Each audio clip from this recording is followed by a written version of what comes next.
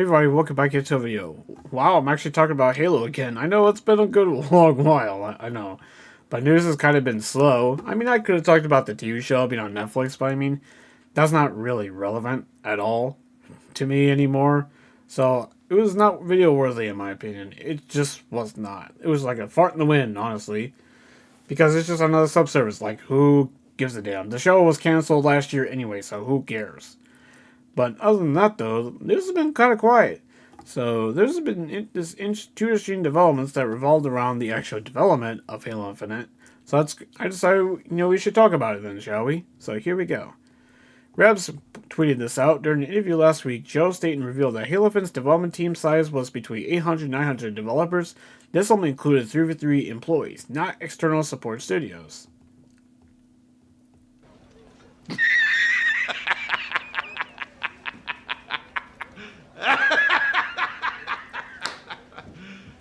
You serious? That many people. You saw what I just read to you, okay? 800, 900 people. How? Wow, like that many people. That's just from 3v3 alone. So this is so how many people on this game alone was definitely over 1,000. Quite possibly 2,000, honestly, when you count all the external studios involved, like Certain Affinity, Spherosoft, Skybox Labs, another one. That's a lot of people on one game. One game. And it still came out undercooked. Still. No campaign co-op, no forge, no mission replay. Like, the multiplayer was bare bones in terms of content launch. Hell, we didn't even have a Slayer players for a month. Like, that should tell you how undercooked the game was when it first came out in 2021. How in the hell did they have anything viable for 2021 is insane. That's kind of a miracle, honestly. Because outside of theater, I thought the game was like not really that buggy. And I've had the game since launch. I mean, I even played the multiplayer beta that came out like a few weeks before the campaign did. Because remember, the campaign came out like a few weeks after the multiplayer quote unquote beta did. In reality, it was an early launch because of the 20th anniversary of the franchise. Which was, a pretty cool moment, not gonna lie though. But, I mean, damn. What's the crazy part of all this is that they initially said the game was going to be a launch title for the Series X. Remember, folks, this was the game that was supposed to launch with the new console at the time. Damn. Wow, that's insane. Truly. I'm in shock. Like, that many people, and it still came out so undercooked and busted. That's crazy. Truly. But I guess let's go on to the next part of this video, which is Rebs Gaming, who tweeted out, like I just read that to you. He actually has an exclusive video report because he's covered like Halo inside Halo news in the past. So let's take a look. Multiplayer was planned to release a year before the campaign and not include several new large-scale modes. I've heard something about the multiplayer. That part, I'll talk about it later. The campaign would have been evergreen with yearly DLC.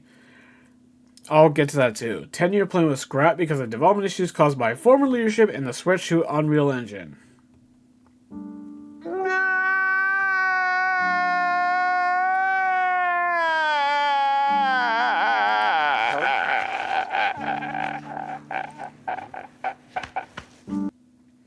What are we doing here? What the hell are we doing here, Microsoft? What the fuck are we doing here? Wow, yearly campaign DLC? That would have been amazing. Like, on paper alone. Like, a Flood-themed campaign DLC? An Endless-themed campaign DLC? Come on. Those are two no-brainers right freaking there. Literally, you had it in the palm of your hands, and you blew it. You blew it. Man, that would have been a dream for campaign fans like myself. Man, what a fucking shame. Like, that really pisses me off. It really freaking does.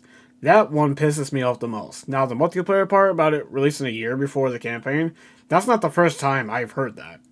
Because there was a port back in, like, 2019, like, where the multiplayer was, like, what was it, 2018, 2019, I can't remember.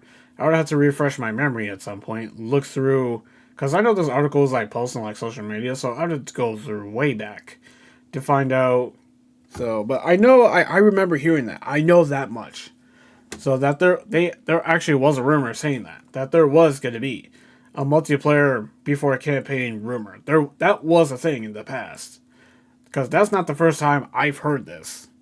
So the fact that it's not the first time I heard this, maybe there's some truth to it, and maybe they changed their mind, which probably was the best idea, honestly.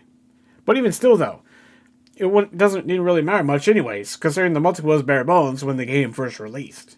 You know what I mean? So it didn't really matter all that much in the end, honestly. It really didn't. But man, damn. Just a boneheaded decision from top to bottom. How the fuck Halo Infinite came out the way it did in 2021 is kind of insane. Jesus, so many freaking people made on one freaking game, and it came out so undercooked. Half-baked nonsense. It's ridiculous. Freaking ridiculous, man. Ugh.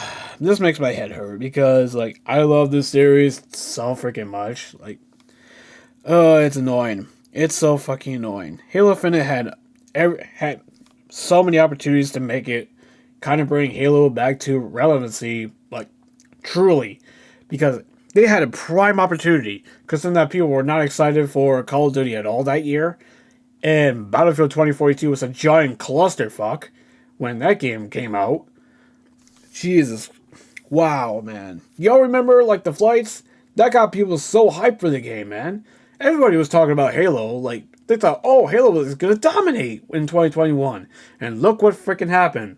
Look what happened. Ugh, man. I have a feeling one of the large-scale modes, like, this is more of a pot theory that I'm just came across. I think that could have been Invasion, honestly. Possibly.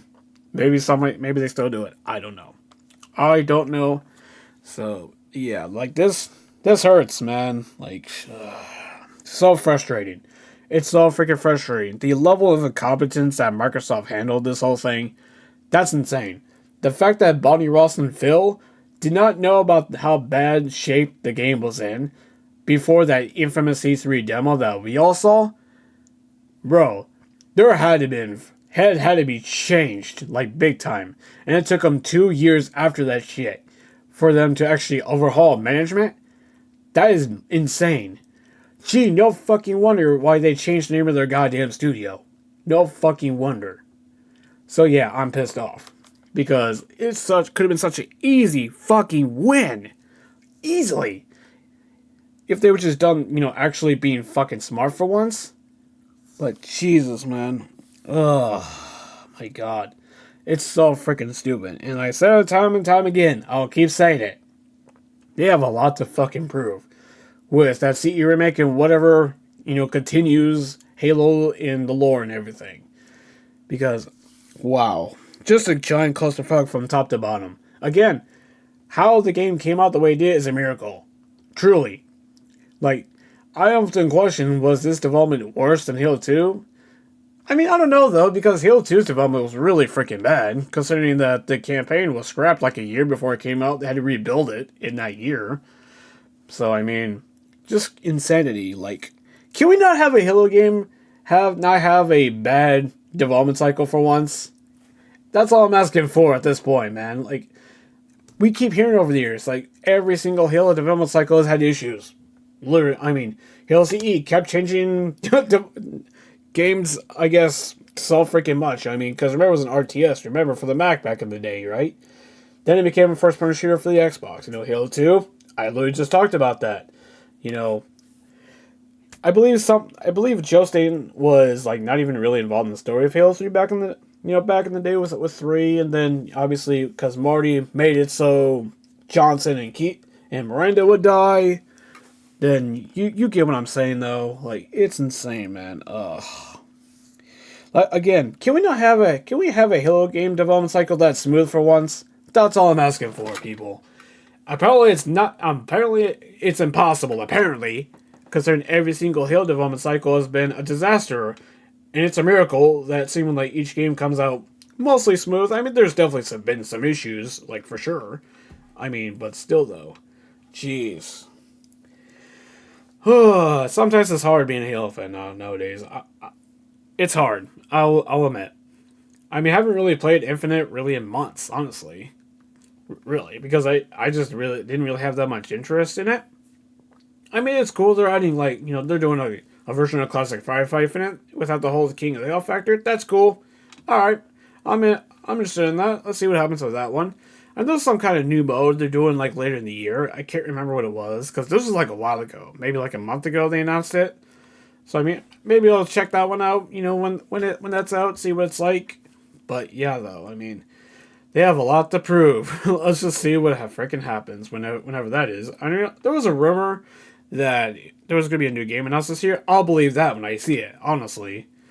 Like this is that, but that's just me being pessimistic, honestly, because I'm just so tired of Halo being in the slump. Really, I'm just so tired of it. I just want Halo to be back on top, like it used to be. Like actually, have people care more about Halo than it does right now, because of how they flundered the IP so hard. Like the fact that we haven't had spin-offs. Come on, we had multiple spin-offs when Bungie was with the IP. Come on. The fact that with 343 we've only had one spin-off in Halo Wars 2? Like, come on guys. Y'all need to be better at this. Come on. Let outside studios work on the IP while you're doing, obviously what you're doing with Unreal Engine and all that, but come on. So freaking easy. So much untapped potential with this fucking IP. Fucking use it, Microsoft, for once.